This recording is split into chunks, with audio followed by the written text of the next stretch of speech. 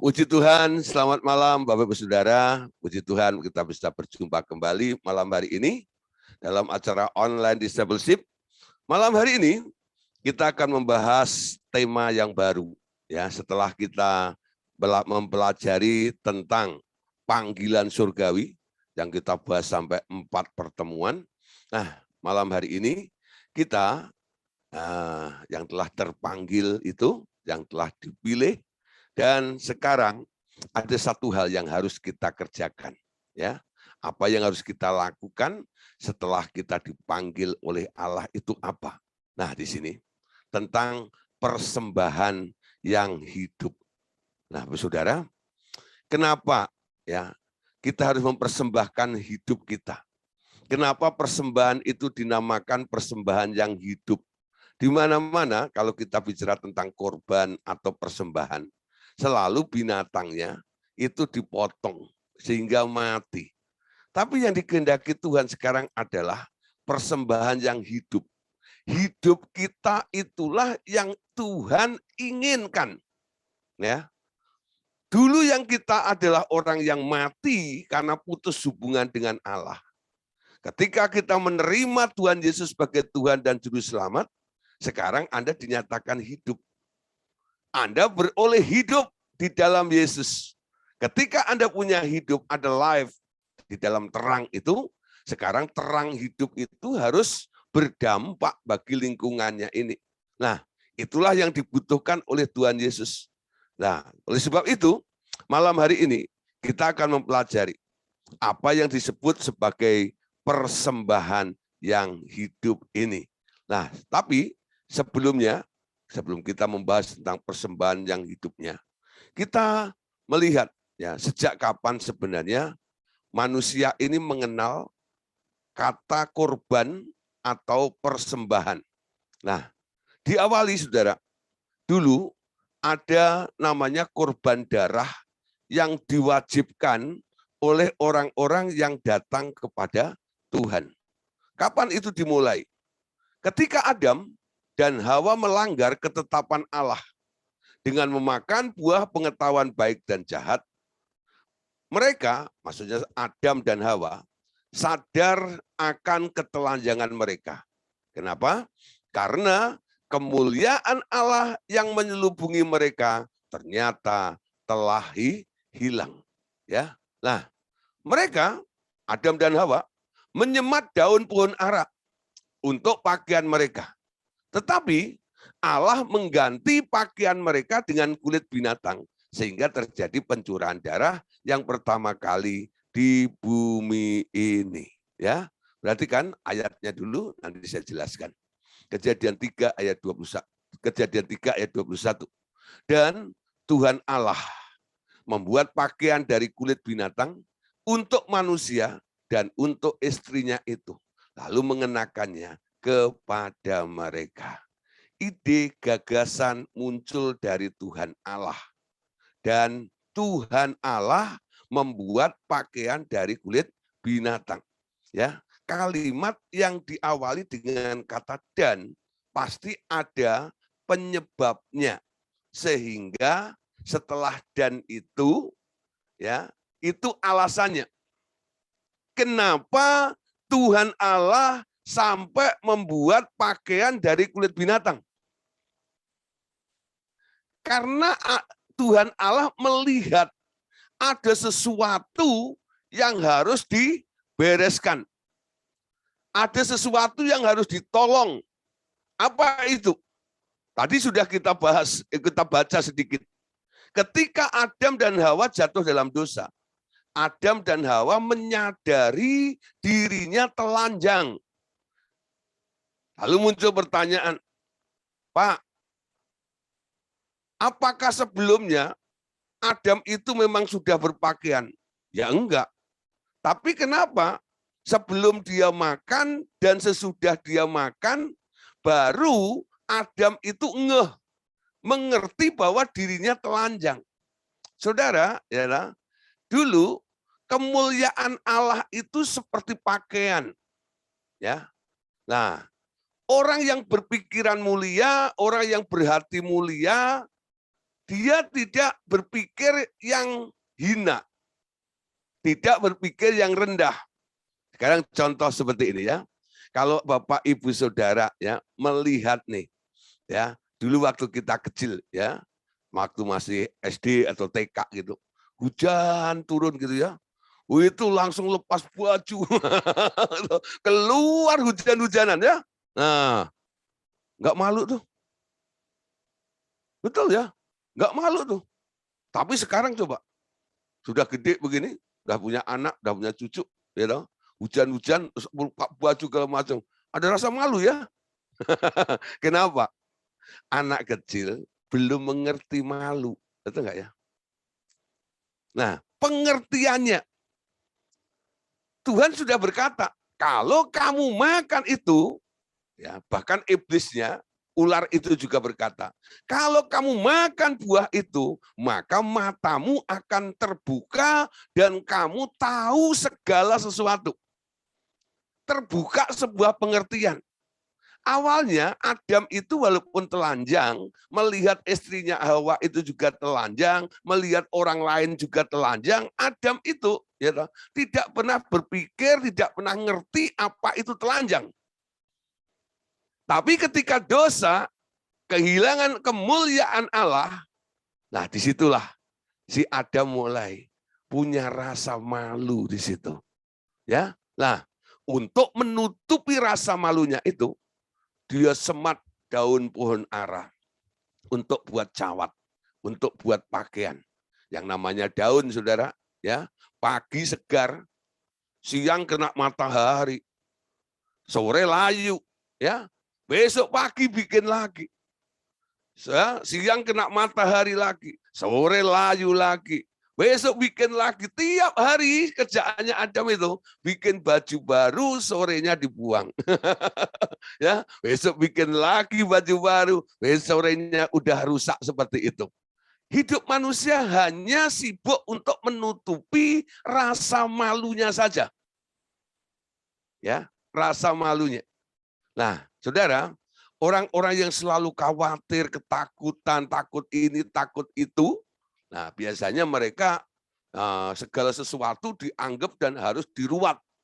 Dulu waktu saya ingat ya, waktu perintisan di Bali, itu saya melihat kehidupan orang-orang di Bali. Tiada hari mereka tanpa melakukan membuat sesajen dulu. Ya, apa saja disesajenin. Ada pohon ya, dikasih baju kain kotak-kotak, nanti bawahnya tiap hari itu pagi itu ada tuh sesajen di situ gitu. Lalu saya coba bertanya kepada orang Bali itu ya, yang menjadi jemaat yang pada waktu itu kami layani, kenapa mereka melakukan seperti ini?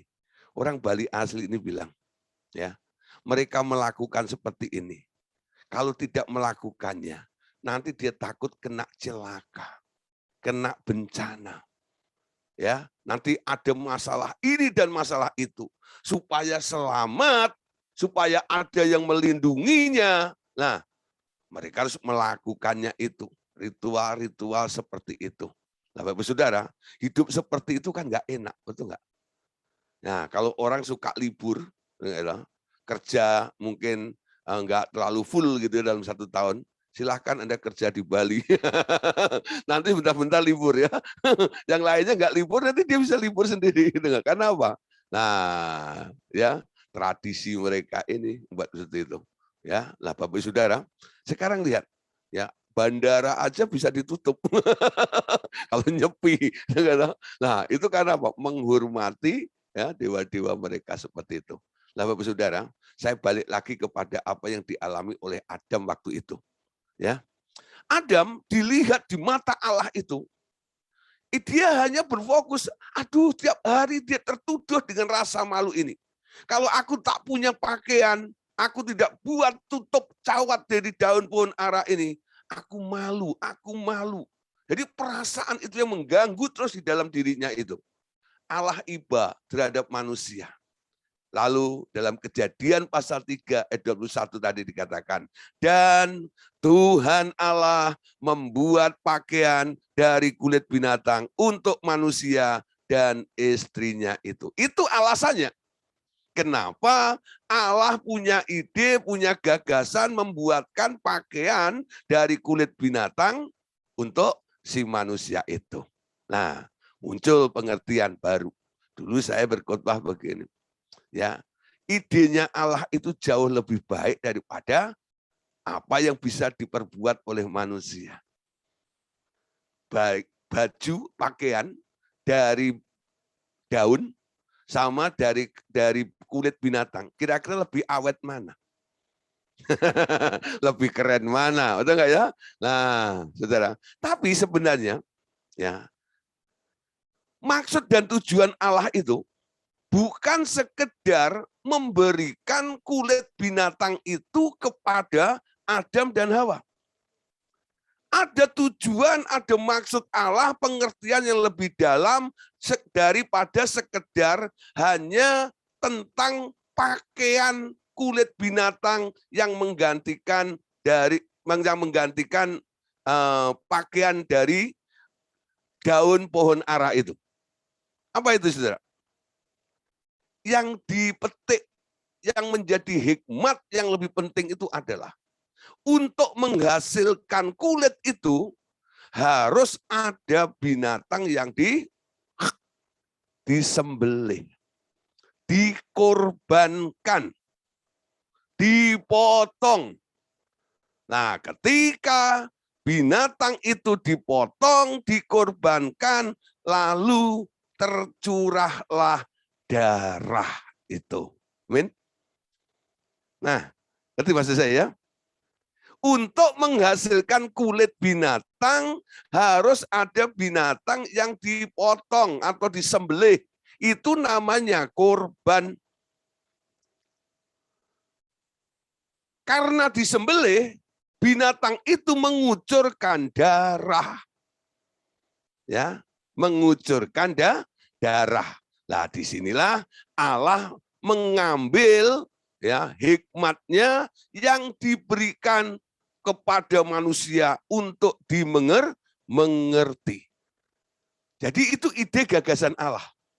Setiap ada pelanggaran, setiap ada kesalahan, untuk mengklarifikasi, untuk membereskannya, harus ada yang menggantikannya, yang menebus. Harus ada yang dikorbankannya.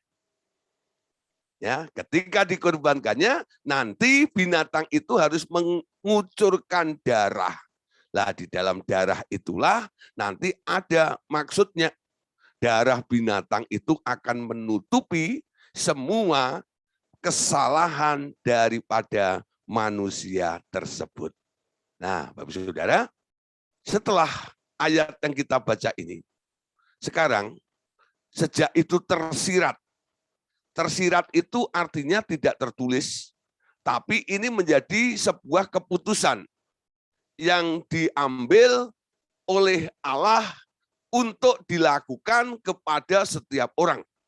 Sejak itu tersirat bahwa bila manusia hendak menghadap Allah, harus mempersembahkan korban yang mengucurkan darah. Amin.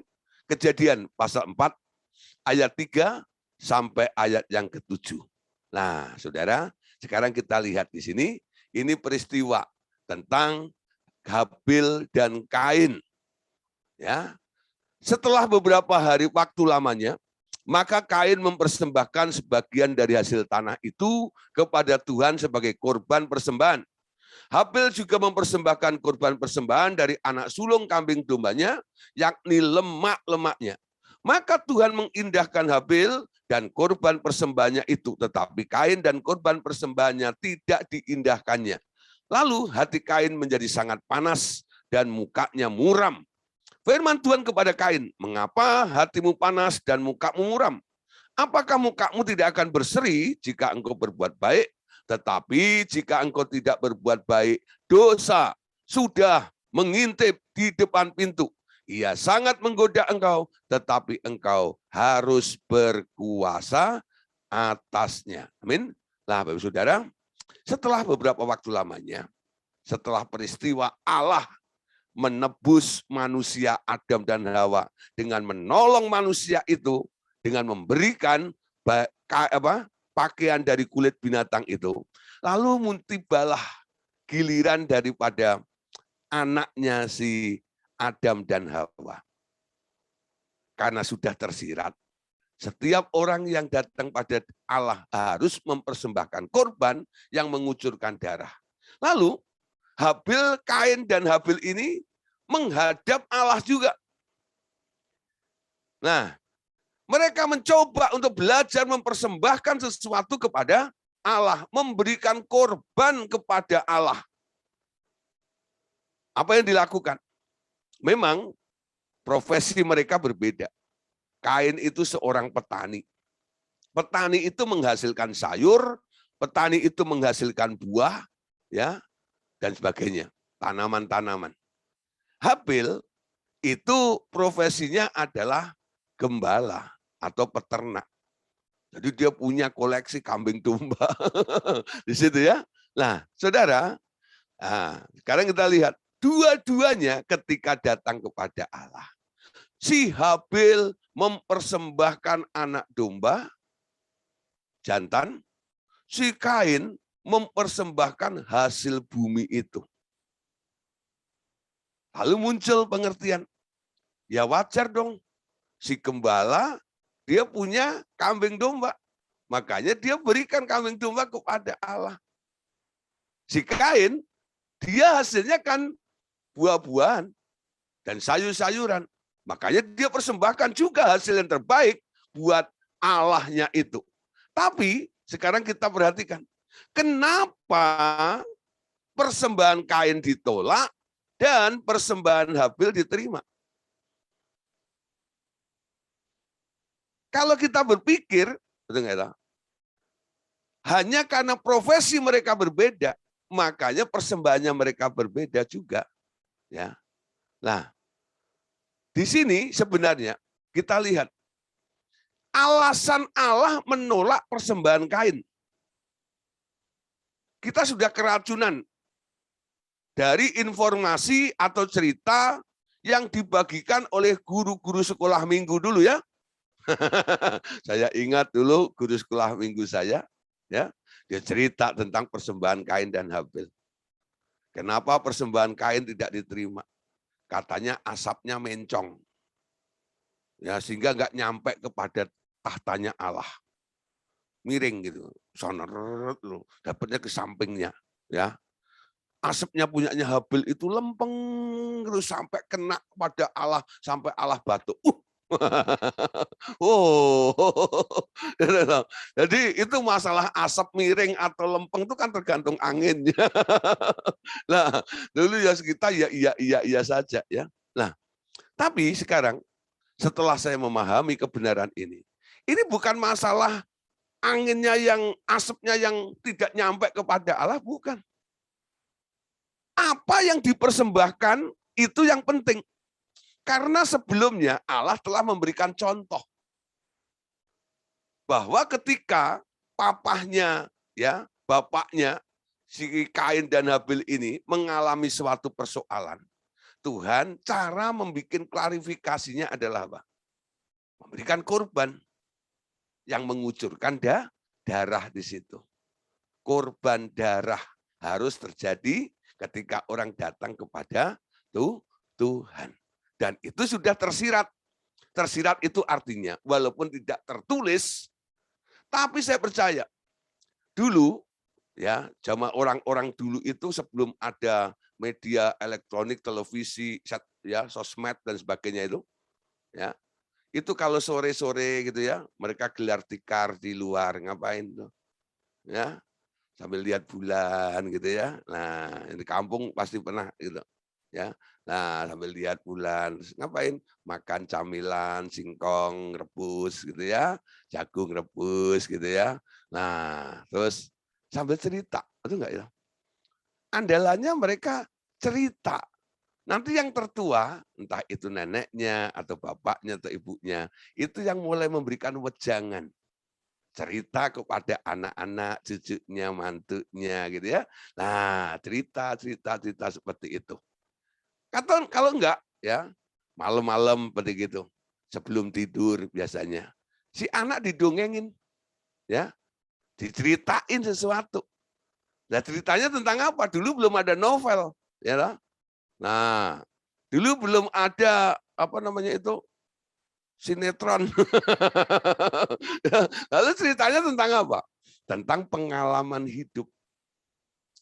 Salah satu pengalaman hidupnya Adam dan Hawa apa? Ketika dia ditolong oleh Tuhan. Ketika dia ditebus. Ketika dia dibuatkan baju, pakaian dari kulit binatang itu. Itu pasti diceritakan juga kepada Kain dan Habil, bukan? Bukan hanya diceritakan tentang masalah diberikan baju daripada kulit binatang itu tok, sampai juga arti dan maknanya kepada anak-anaknya.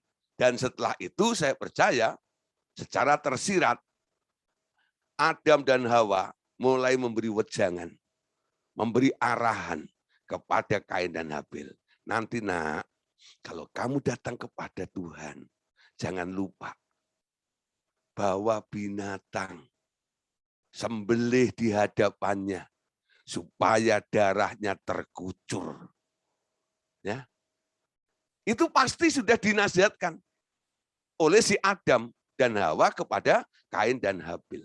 Lepas dari profesi mereka, satu gembala, satu petani. Tapi ya, ketetapan yang telah dibuat oleh Allah adalah ketika orang datang kepada Allah harus mempersembahkan darah.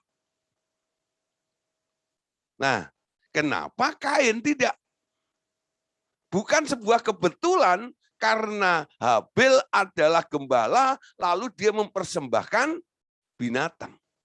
Habil lebih dengar-dengeran. Kain mungkin punya alasan sendiri. Aku kan seorang petani, aku kan nggak punya kambing domba. Nah, zaman dulu belum ada duit untuk beli. Bisa barter, tukar terong sama kambing gitu ya.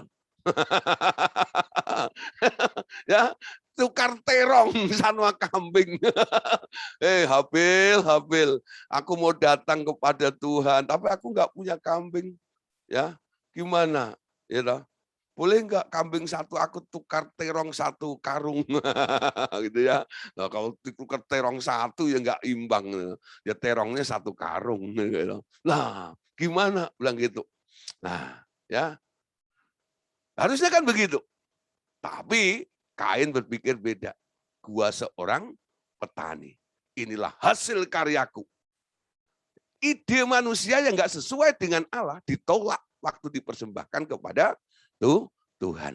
Nah, dari apa yang diputuskan oleh Allah untuk menerima siapa, persembahan siapa, ini sekarang kita mulai menangkap, mengerti. Apa yang diinginkan oleh Allah. Dan apa sebenarnya tujuan Allah ketika memberikan pakaian kulit binatang kepada manusia kala itu. Oh, maksudnya ini. Tentang masalah darah itu. Amin. Nah, sekarang Bapak Saudara, darah ini sekarang menjadi sebuah sarana untuk mengikat antara manusia dengan Allah. Korban darah, sekarang darahnya menjadi alat pengikat. Sehingga disebut sebagai darah perjanjian atau blood covenant. Nah, kita lihat dalam Keluaran pasal 24. Ayat 1 sampai ayat yang ke-8. Berfirmanlah ia kepada Musa, naiklah menghadap Tuhan engkau dan Harun, Nadab dan Abihu, dan 70 orang dari para tua-tua Israel, dan sujudlah kamu menyembah dari jauh. Hanya Musa sendirilah yang mendekat kepada Tuhan, tetapi mereka tidak boleh mendekat, dan bangsa itu tidak boleh naik bersama-sama dengan dia. Lalu datanglah Musa dan memberitahukan kepada bangsa itu segala firman Tuhan dan segala peraturan itu, maka seluruh bangsa itu menjawab serentak, segala firman yang telah diucapkan Tuhan itu akan kami lakukan. Lalu Musa menuliskan segala firman Tuhan itu. Keesokan harinya pagi-pagi didirikannya lah mezbah di kaki gunung itu dengan 12 tugu sesuai dengan ke-12 suku Israel. Kemudian disuruhnyalah orang-orang muda dari bangsa Israel, maka mereka mempersembahkan korban bakaran dan menyembelih lembu-lembu jantan sebagai korban keselamatan kepada Tuhan. Sesudah itu, Musa mengambil sebagian dari darah itu, lalu ditaruhnya ke dalam pasu. Sebagian lagi dari darah itu disiramkannya pada mezbah itu. Diambilnyalah kitab perjanjian itu, lalu dibacakannya dengan didengar oleh bangsa itu, dan mereka berkata, segala firman Tuhan akan kami lakukan dan akan kami dengarkan. Kemudian Musa mengambil darah itu dan menyiramkannya pada bangsa itu serta berkata, inilah darah perjanjian yang diadakan Tuhan dengan kamu berdasarkan segala firman ini. Perhatikan ayat yang ke-8 ya. Kemudian Musa mengambil darah itu dan menyiramkannya pada bangsa itu serta berkata, inilah darah perjanjian, blood covenant, yang diadakan Tuhan dengan kamu berdasarkan segala firman ini. Ya, jadi saudara, Tuhan pernah mengadakan ikatan janji dengan umat Israel. Tempatnya adalah di kaki Gunung Horeb. Ada ikatan perjanjian antara orang Israel dengan Tuhan di kaki Gunung Horeb itu. Dan untuk meneguhkannya, Tuhan ya di sini menyuruh Musa untuk apa? Menyembelih binatang-binatang dan darahnya itu menjadi sarana untuk peneguhan ya yang dilakukan oleh Musa saat itu. Jadi ketika Musa melakukan mengikat janji, sebenarnya dia sedang mengikatkan antara bangsa Israel itu dengan Allahnya. Dipotong banyak sekali, ya kambing, domba, lembu jantan. Lalu darahnya ditampung, sebagian dioleskan di tabut perjanjian itu. Semua yang lainnya ditampung di pasu. Setelah itu Musa mulai membacakan apa yang dikehendaki Allah, apa yang dijanjikan oleh Allah untuk bangsa Israel kala itu. Ketika bangsa Israel mendengar apa yang dikatakan Musa sebagai pernyataan yang Allah ingin lakukan kepada mereka, mereka menjawab, segala yang difirmankannya, aku akan melakukannya. Berapa kali setiap Musa mengatakan tentang apa statementnya Allah, selalu dijawab oleh bangsa Israel. Semua yang difirmankannya, kami akan melakukannya. Oke? Nah, sekarang deal ya. Ngerti maksudnya ya? Sekarang deal ya. Kamu dengar sendiri. Kamu respon. Apa yang mau dilakukan oleh Allah sekarang kamu mengerti. Ya, aku mengerti. Nah, untuk meneguhkannya itu, darah yang ditampung di dalam pasu itu sekarang disiramkan kepada kurang lebih 3 juta orang penduduk Israel kala itu. Ya, gimana darah satu pasu di itu dulu pakai isop ya, jadi dikapret-kapretin semua. Wah, saudara, sampai 3 juta itu ya orang itu semuanya kena. Jadi boleh dikatakan hari itu di kaki Gunung Horeb, bangsa Israel itu mandi darah. Semua kecepretan darah itu. Artinya apa? Semua yang kena darah itu telah diteguhkan, ada ikatan perjanjian dengan pihak Allah. Amin. Nah, jadi sekarang dari hal seperti ini, kita tahu fungsi darahnya untuk apa. Ketika terjadi korban, ada darah yang bisa meneguhkan perjanjian itu. Ya, nah, Bapak Saudara, tapi darah binatang itu kualitasnya berbeda dengan darah Tuhan Yesus. Oleh sebab itu, kurang lebih 1.500 tahun kemudian, ya. Nah, 1.500 tahun kemudian, Tuhan Yesus datang sebagai korban yang sempurna untuk menebus dosa manusia dan menjadi jalan untuk perjanjian baru antara orang Israel dan orang-orang yang percaya kepadanya. Ya, perhatikan di sini, ya. Setelah Musa melakukan itu, 1.500 tahun kemudian, Allah Bapa menurunkan anaknya, mengirimkan anaknya ke dunia itu. Ketika sudah usia 30 tahun, mulai masa kerjanya, ya. Nah, disitulah Tuhan Yesus menuju ke tempat Yohanes sedang membaptis. Ketika Tuhan Yesus ke situ, Yohanes yang sedang membaptis banyak orang itu melihat Yesus. Lalu dia berhenti membaptis orang-orang itu, lalu menunjuk kepada Tuhan Yesus yang sedang ada di situ. Sehingga semua orang melihat Tuhan Yesus. Apa yang dikatakan oleh Yohanes untuk Tuhan Yesus itu? Ketika dia menunjuk, dia katakan, lihatlah, inilah anak domba Allah yang menghapus dosa manusia. Jadi Yohanes memperkenalkan Yesus kepada semua khalayak, orang-orang pada waktu itu, tentang siapa Yesus. Inilah anak domba Allah. Apakah yang ditunjuk itu domba? Bukan. Yang ditunjuk manusia. Anaknya Maria dan Yosef. Namanya Yesus dari Nazaret. Kenapa Yohanes menyebutnya sebagai anak domba? Betul enggak? Nah, karena Yohanes mengerti bahwa Yesus datang untuk menjadi korban penebusan bagi manusia yang berdosa. Dan sekarang kita mengerti kenapa Yesus harus mati di atas kayu salib. Dia mati di sana untuk menggantikan kita. Dia jadi tumbal, dia jadi korban. Harusnya kita yang mati, kita tak perlu mati. Yesus yang telah mati untuk kita semuanya. Amin. Ya. Nah, sekarang lihat.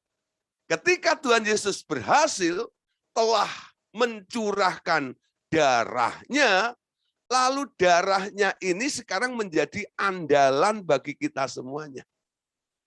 Segala sesuatu sekarang bisa dibereskan dengan darah Tuhan Yesus.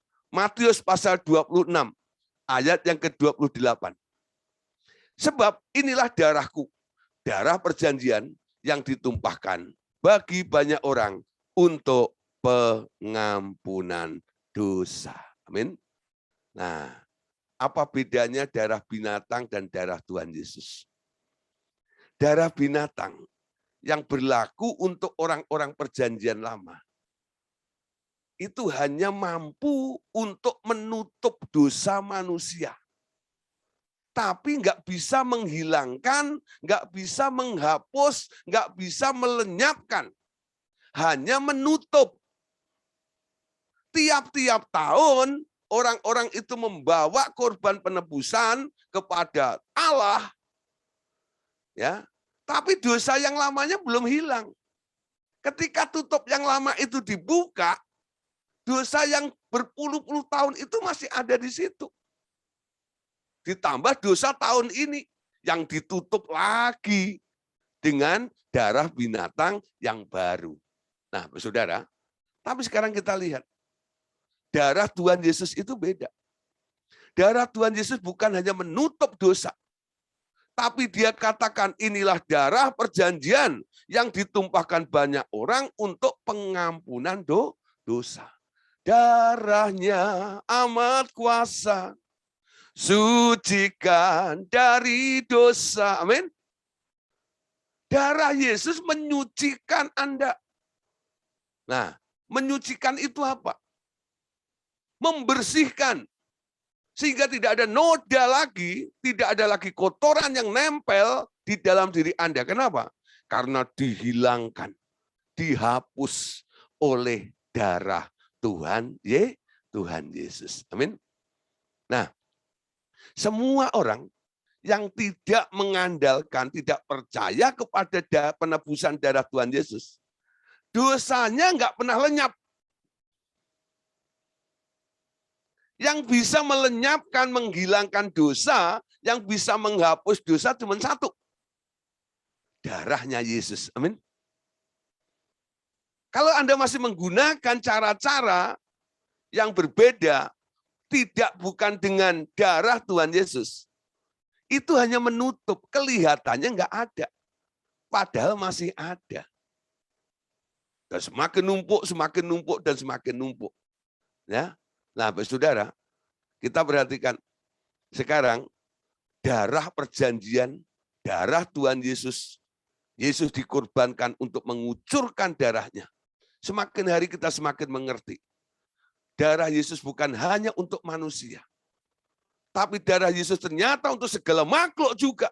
Berdasarkan Kolose pasal 1, 19-20. Betul enggak? Segala sesuatu akan diperdamaikan dengan Bapa melalui darah Tuhan Yesus. Nah, karena kita mengerti ya, pengorbanan Tuhan Yesus itu luar biasa. Kenapa dia berkorban? Kenapa binatang itu harus disembelih?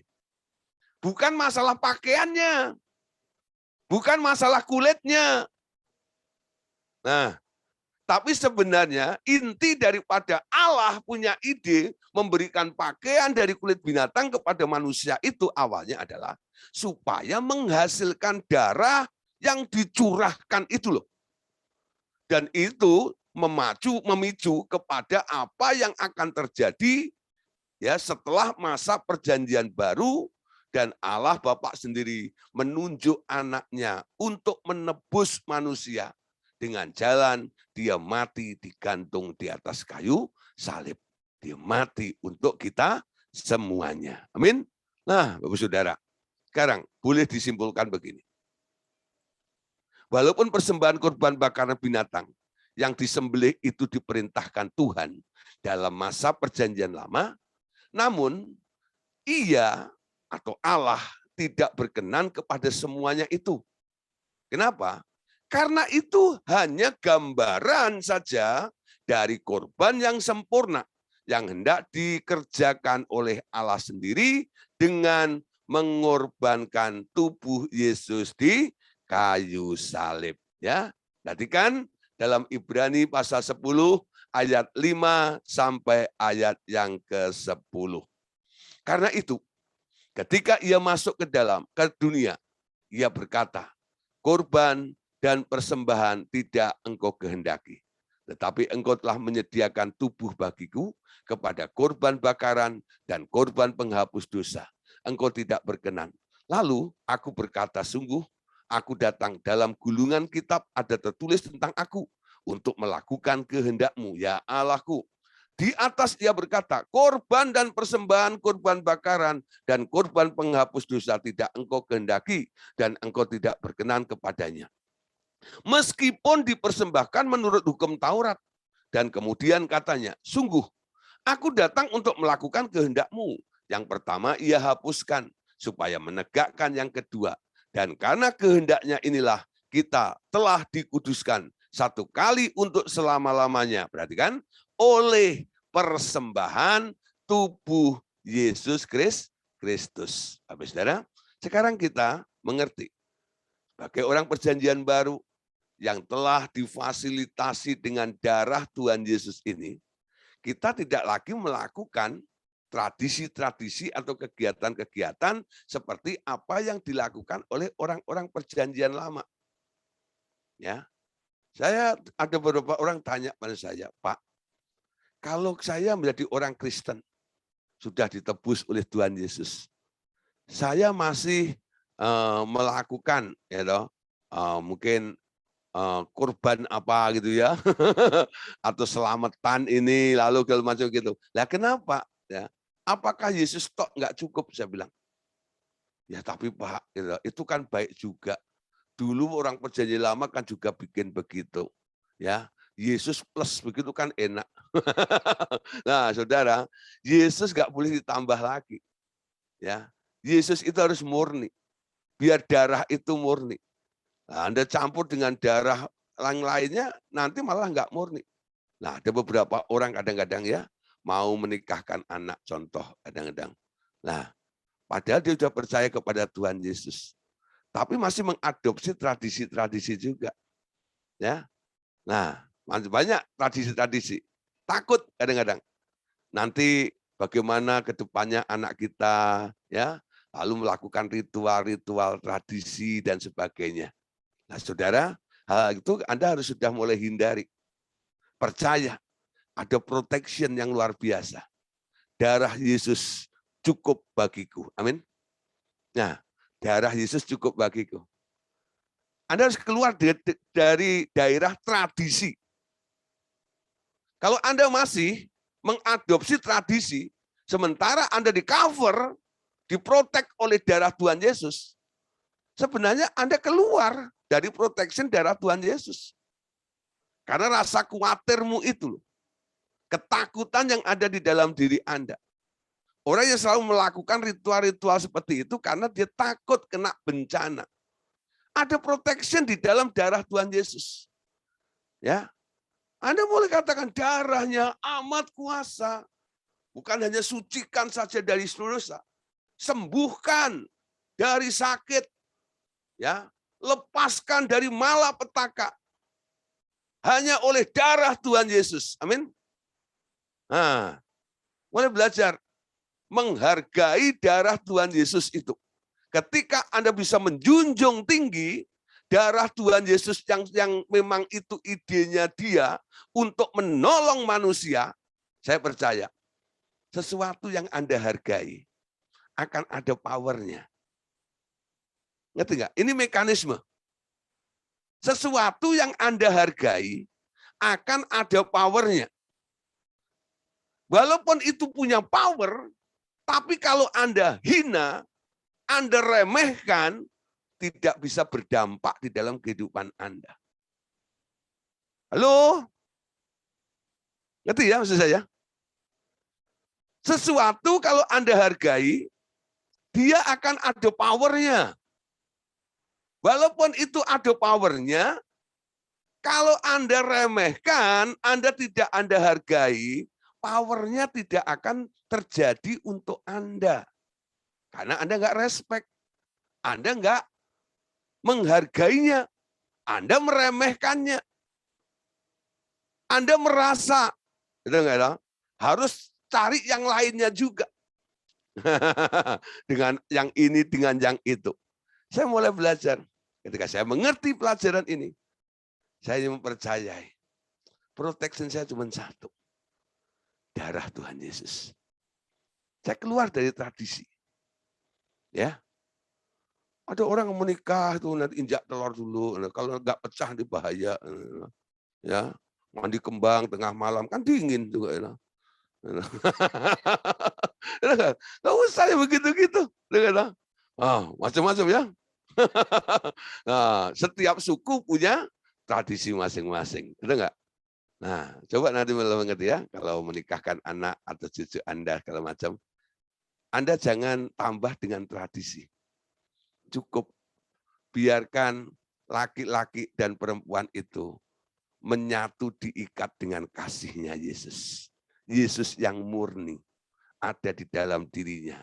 Tidak campur dengan yang lainnya. Amin. Belajar nih.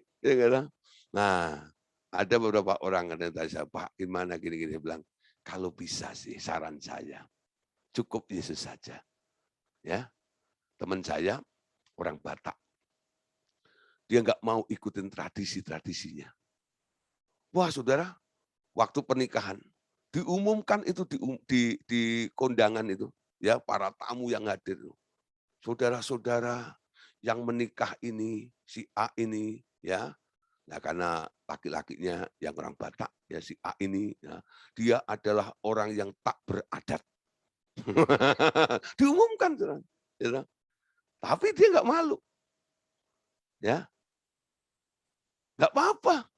Ya, dia nggak diulosin, dia nggak di ini kalau macam gitu. Tapi saya percaya hidupnya diberkati.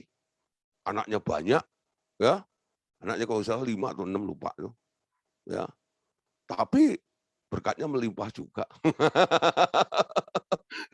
Nggak kekurangan. Anaknya pinter-pinter juga. Nah, walaupun dia nggak pakai adat. Ya, luar biasa sudah. Diumumkan seperti itu.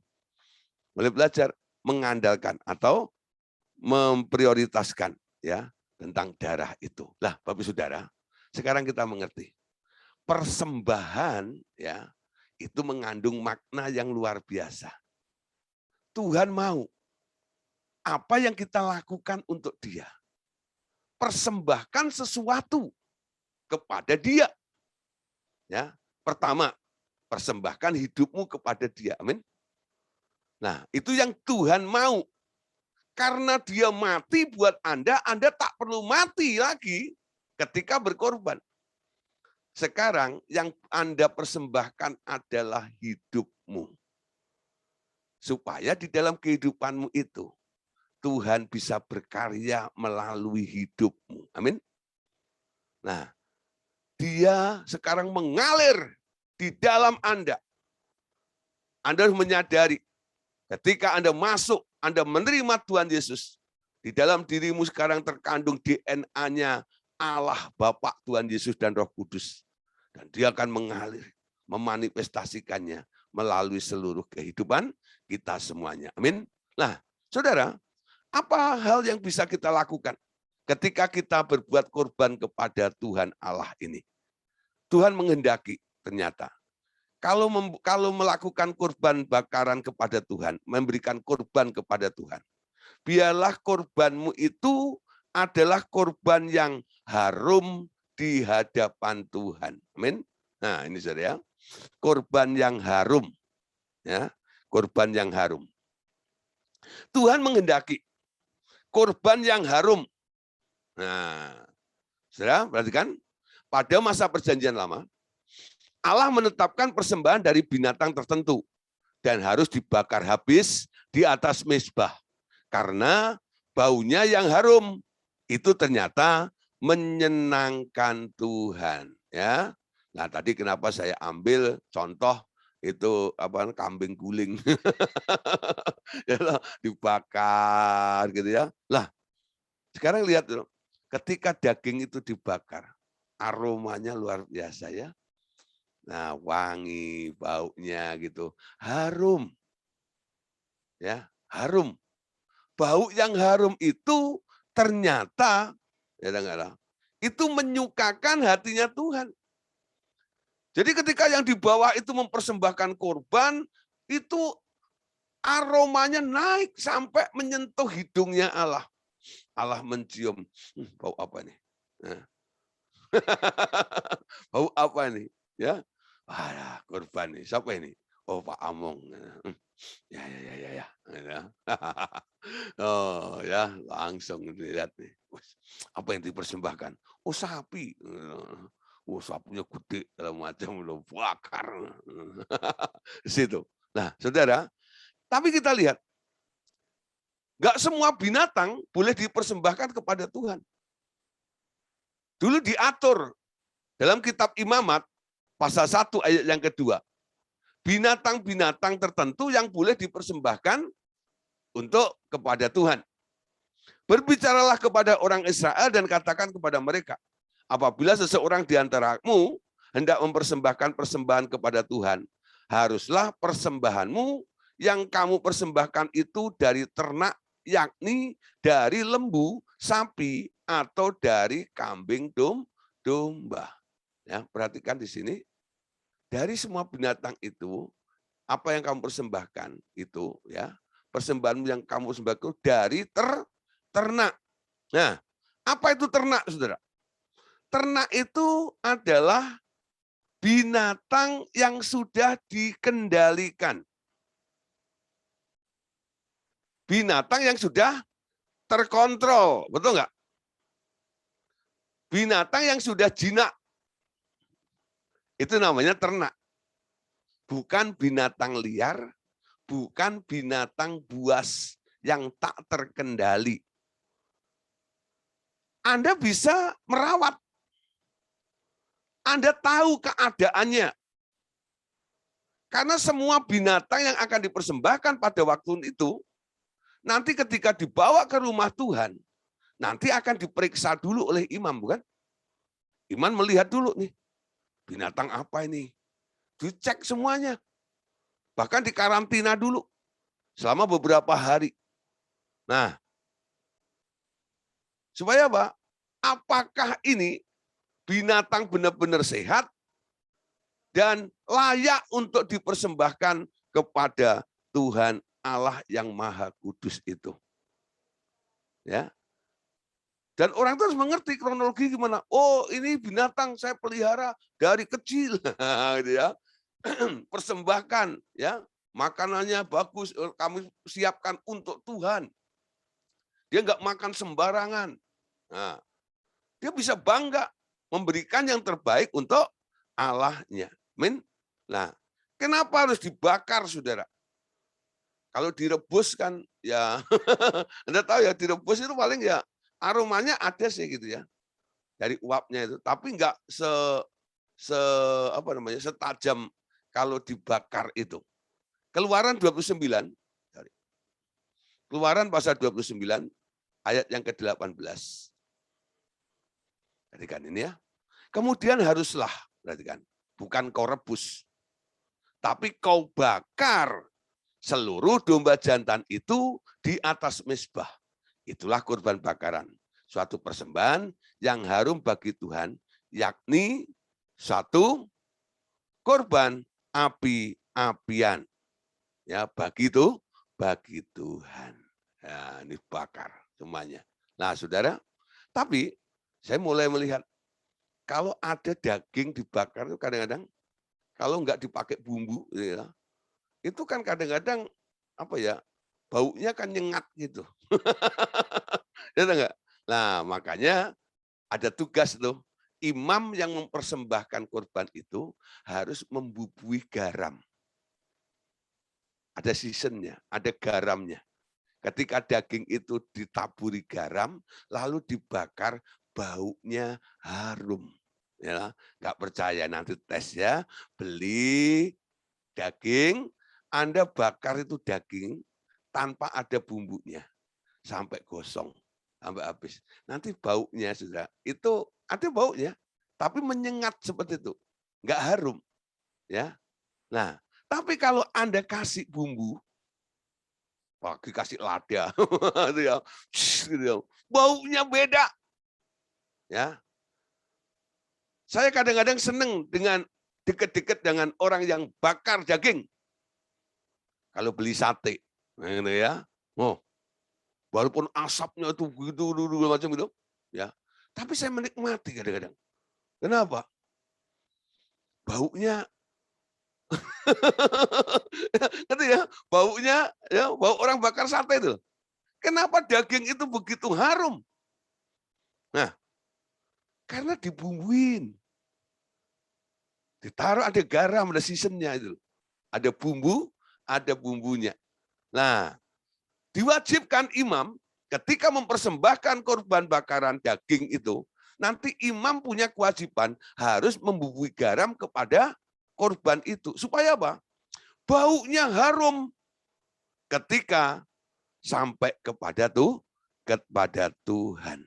Nah, apa hubungannya dengan bau yang harum ini yang sampai kepada Tuhan? Kejadian pasal 8 ayat 21. Coba kita baca. Ya. Ketika Tuhan mencium persembahan yang harum itu, berfirmanlah Tuhan dalam hatinya, aku takkan mengutuk bumi ini lagi karena manusia sekalipun yang ditimbulkan hatinya adalah jahat dari sejak kecilnya. Dan aku takkan membinasakan lagi segala yang hidup seperti yang telah kulakukan. Kejadian 8 itu peristiwa setelah air bah. Betul nggak? Ketika Nuh keluar dari bahtera, sebagai ucapan syukur karena telah diselamatkannya, Nuh memotong binatang untuk dipersembahkan kepada Tuhan. Sebagai korban yang harum di hadapan Allah. Ketika Allah mencium persembahan Nuh itu, Allah berfirman dalam hatinya. Jadi enggak menggelegar dari surga itu enggak. Berfirman dalam hatinya. Itu apa? Kayak orang bergumam gitu ya. Gitu ya. Nah, dia berfirman di dalam hatinya. Apa katanya? Aku takkan mengutuk bumi ini lagi karena manusia. Sekalipun yang ditimbulkan hatinya adalah jahat dari sejak kecilnya. Kenapa Allah menghukum bumi? Membinasakan seluruhnya. Kejadian pasal 6, Anda bisa baca. Ketika itu, manusia bertambah jahat. Semua yang dipikirkannya, semuanya niatnya cuma jahat saja. Jadi bangun tidur itu pengennya berbuat jahat aja. Semua di situ. Dan Allah semakin enek. Itu dimulai dari pelanggaran Adam sampai seterusnya. Ternyata manusia nggak baik-baik. Tambah hari tambah jahat. Puncaknya sampai kejadian pasal 6 itu. Lalu Tuhan menyesal membuat manusia. Lalu mereka berkata, Bapak Tuhan Yesus Roh Kudus, aku akan menghapus semua manusia ini dari muka bumi ini. Tapi ketika Tuhan Allah mau menghapus manusia, dilihat ada satu keluarga yang isinya 6 orang. Nuh dengan 3 anaknya dan 3 mantunya. 8 orang. Ya, Nuh, 3 anaknya dan 3 mantunya. Nah, diselamatkan dari air bah itu dengan disuruh membuat bahtera yang besar itu. Lalu Nuh mempersembahkan korban kepada Tuhan. Ketika Tuhan mencium, dia bisa membatalkan rencananya untuk membunuh manusia. Memberikan persembahan yang harum kepada Tuhan. Nah, Bapak Saudara, sekarang kita lihat apa sih sebenarnya korelasinya? Bagaimana kita bisa mengaplikasikan di dalam kehidupan kita tentang yang artinya persembahan harum itu. Kalau orang perjanjian lama, ya mungkin ditaruh garam seperti itu. Lalu bagaimana hidup kita ini yang kita persembahkan kepada Tuhan bisa menjadi persembahan yang berbau harum kepada Dia. Ya. Nah, dalam perjanjian baru, setelah pengorbanan Tuhan Yesus di kayu salib, kita diminta mempersembahkan tubuh kita sebagai persembahan yang hidup dan perbuatan kasih dalam hidup kita menjadi persembahan yang harum bagi Dia. Amin. Persembahan harummu apa? Perbuatan kasih. Kasih itu ada 3 macam. Ada 3 level. Ada 3 kondisi. Ya. Yang paling rendah disebut eros. Yang kedua adalah philea. Yang ketiga, yang paling tinggi adalah agape, bukan EGP ya, agape. Ya. EGP itu nggak punya kasih, emang gua pikirin. Agape. Apa itu eros? Eros itu kasih nafsu. Ya. Nah, hanya cenderung untuk mengambil keuntungan saja. Saya istilahkan ini ya boleh dikatakan sebagai kasih jikalau. Aku mengasihi jikalau orang yang aku kasih itu orang baik. Jadi pilih-pilih. Kalau orangnya jelek, orangnya jahat, orang itu nggak pantas gue kasihi. Kenapa? Kasihmu kasih jikalau. Amin. Nah, yang kedua adalah kasih karena. Ya. Karena. Ya, jadi ada udang batu balik batunya. Tapi yang Tuhan inginkan, kasih itu murni. Kasih tanpa syarat. Kasih tanpa syarat itu adalah agape. Ya, istilah saya adalah kasih walaupun orang itu enggak layak untuk dikasihi, Anda tetap mengasihi dia. Itu kasihnya Bapak kepada manusia. Dia tidak tuntut manusia untuk berubah dulu ketika dia menurunkan anaknya ke dunia, betul?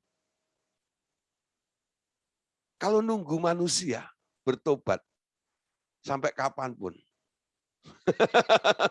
nggak akan terjadi penebusan, betul nggak?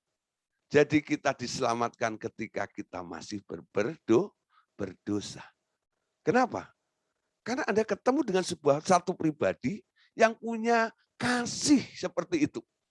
Kasih walaupun. Amin. Nah, hidup kita harus bisa memanifestasikan itu. Ketika Anda boleh mempersembahkan hidupmu kepada Tuhan, sekarang dituntut. Menjadi orang Kristen itu ikonnya adalah love, kasih. Orang Kristen itu terkenal orang yang penuh dengan kasih. Nanti kalau ada lagu itu, kasih pasti murah hati, kasih pasti lemah lembut. Jadi itu lagunya orang Kristen. Nah, kalau ada orang Kristen yang tidak bisa berbuat kasih, pelitnya luar biasa, ya, cueknya luar biasa, gitu ya. Nanti apa komentar daripada orang-orang di dunia ini? Dia akan mengatakan, orang Kristen kok kayak begitu, ya, yang tidak bisa memanifestasikan kasih, dinilai oleh orang-orang lain, ini nggak pantas menyandang sebagai predikat menjadi orang Kristen. Ya. Persembahkan hidupmu, lalu hidup di dalam kasih. Manifestasikan. Ketika Anda berbuat kasih, apa yang Anda lakukan itu adalah dampak daripada sebuah korban yang dibakar, lalu baunya tercium di hadapan Allah, harum, dan Allah bilang, Yumi, Yami atau Yumi, boh, ya. Wina tenan, sedap, wah gitu loh, ya. Nah, perbuatan kasih Anda itu seperti daging yang dibakar. Apa artinya? Memberi itu kehilangan. Ada sesuatu yang Anda lakukan.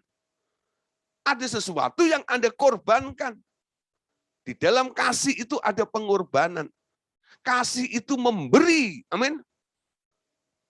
Kasih itu tidak mengambil untung. Karena kasih itu tujuannya cuma satu. Nih, gua kasih. Betul nggak ya? Nah, artinya apa? Anda ambil bagian Anda bagikan ke orang lain. Itu namanya kasih. Kurangi hakmu, betul nggak ya? Untuk menolong orang lain. Itu namanya kasih. Nah, paham ya? Ketika Anda melakukan itu, berani mengurangi hak Anda, kesenangan Anda, kenikmatan Anda, lalu Anda boleh bagikan ke orang lain. Itu Anda berkorban. Pasti nggak enak. Kalau Anda merasa nggak ada yang hilang, nggak ada yang kurang ketika Anda memberi sesuatu kepada orang lain, itu belum dibakar namanya. Itu daging masih mentah. Nggak ya? Daging mentah nggak ada baunya. Nah, coba nih. Anda sampai merasakan seperti itu. Ya, oke, saudara. Sekarang perhatikan. Tadi ya, dalam perjanjian baru tadi. Oke. Tadi ya. Filipi 4 ayat 18. Kini aku telah menerima semua yang perlu daripadamu.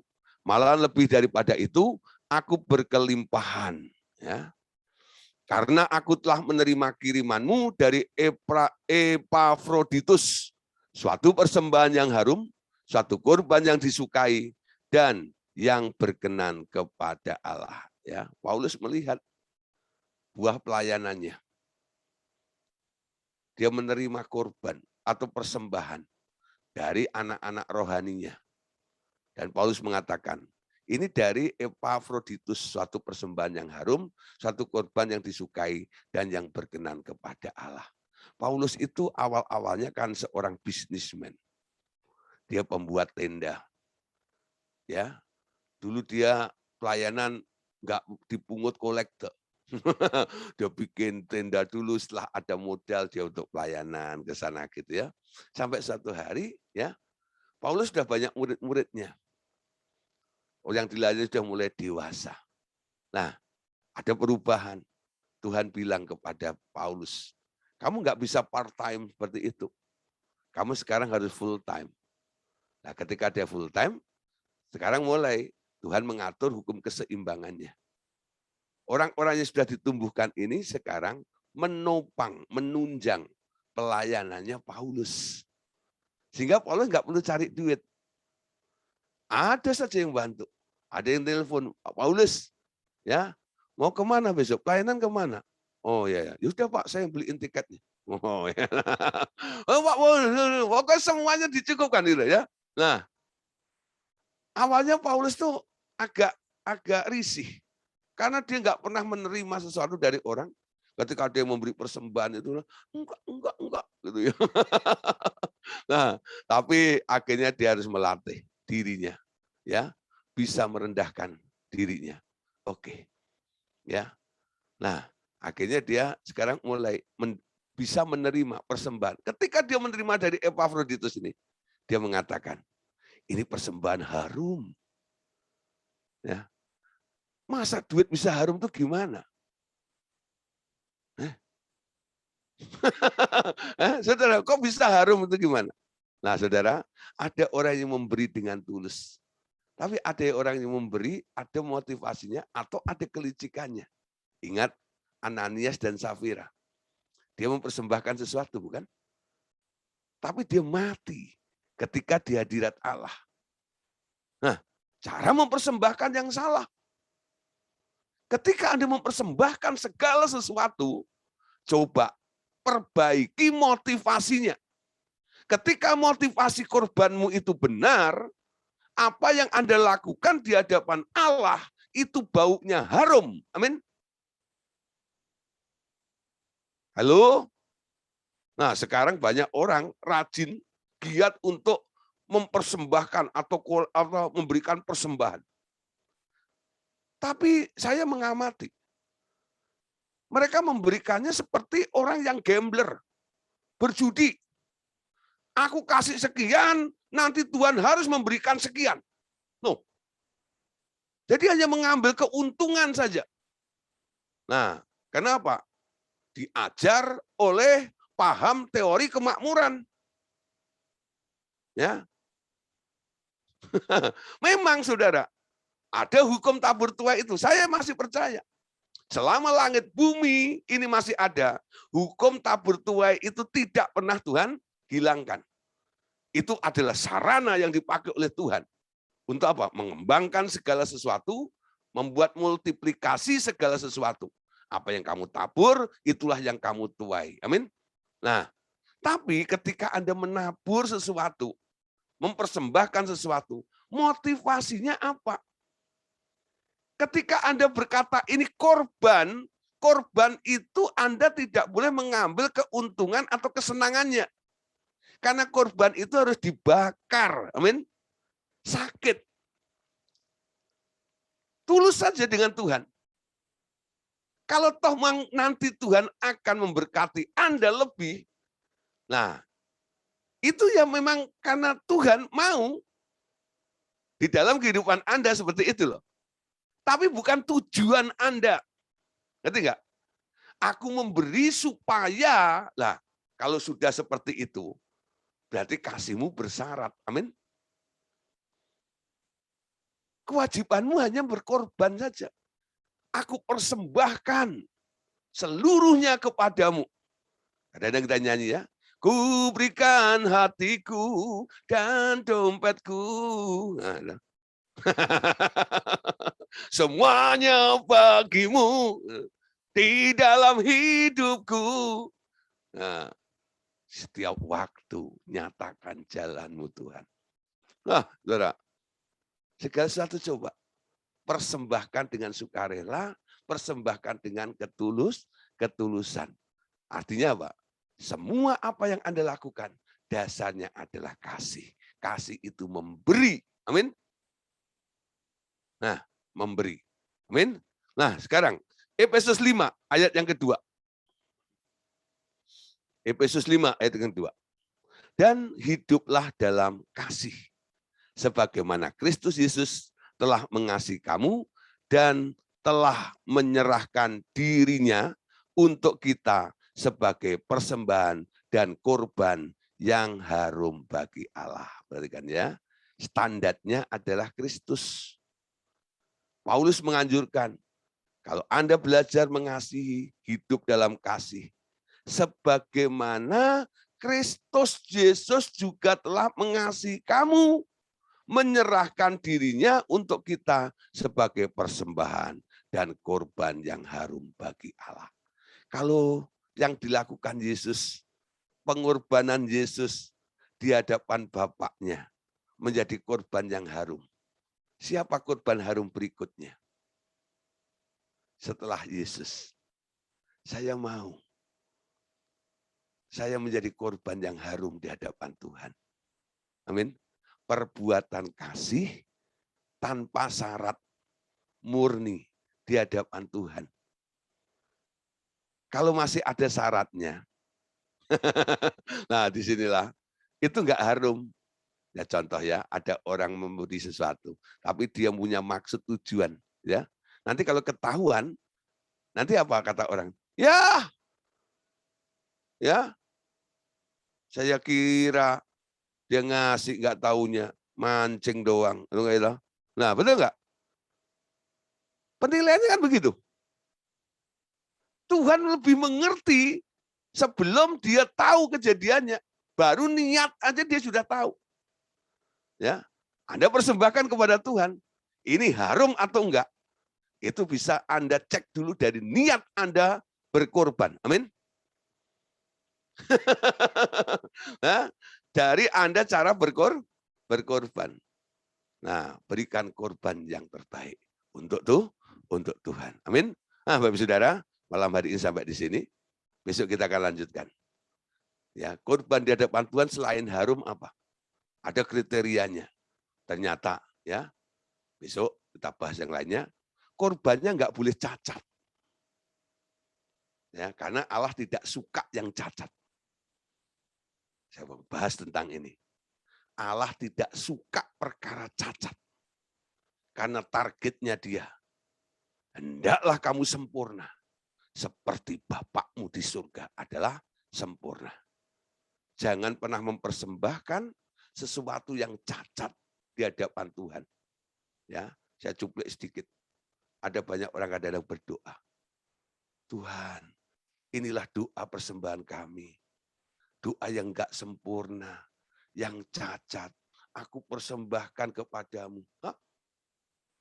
Anda berhadapan dengan Allah yang sempurna, Allah yang mulia, lalu Anda kasih dia yang sempurna, yang mulia itu dengan barang yang cacat.